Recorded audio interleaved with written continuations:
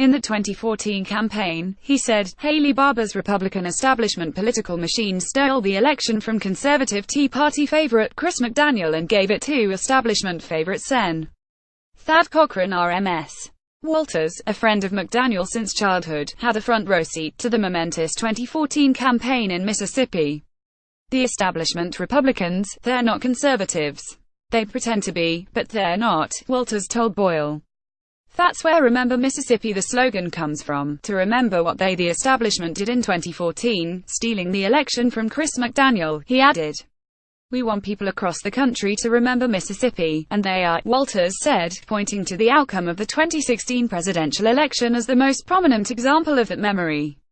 How did Donald Trump win the Republican nomination in 2016 that has perplexed the pundits, Walters noted. Why did all the establishment candidates crash and burn, he asked. The anger that was generated in Mississippi, and what they did to Chris McDaniel, resonated throughout the country, Walters maintained.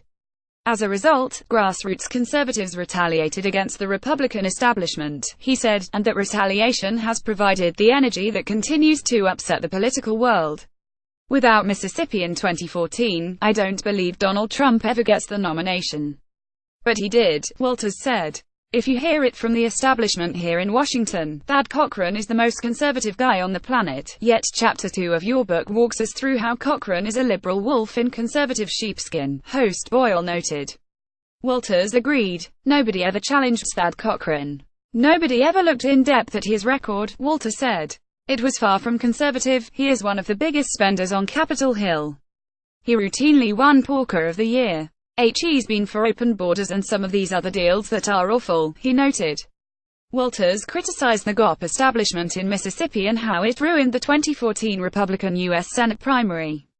All of these establishment people, none of them are conservative, he told Boyle. Cochran tried to run on being a conservative. Later in the campaign they switched gears.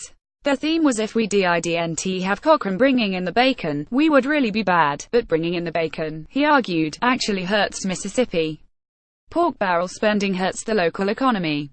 Chris talked about that throughout the campaign, he noted, pointing out that McDaniel's message in the 2014 campaign was maybe it's time to change the players on the team. His idea for running was, let's see if we in Mississippi are the most conservative state, Walters said of his childhood friend. So the stage was set for a classic battle between two competing forces. This was really the personification of the divide in the Republican Party. It was an ideological battle, Walters pointed out. We believed they Mississippi Republicans did make a choice, and it wasn't Thad Cochran, Walters said, in reference to the stolen nature of the runoff. Walters then explained how Haley Barbour, former governor of Mississippi and lifelong power broker, engineered the stealing of the 2014 election from Mississippi Republicans. This is the most incredible political machine I've ever seen, Chris told me.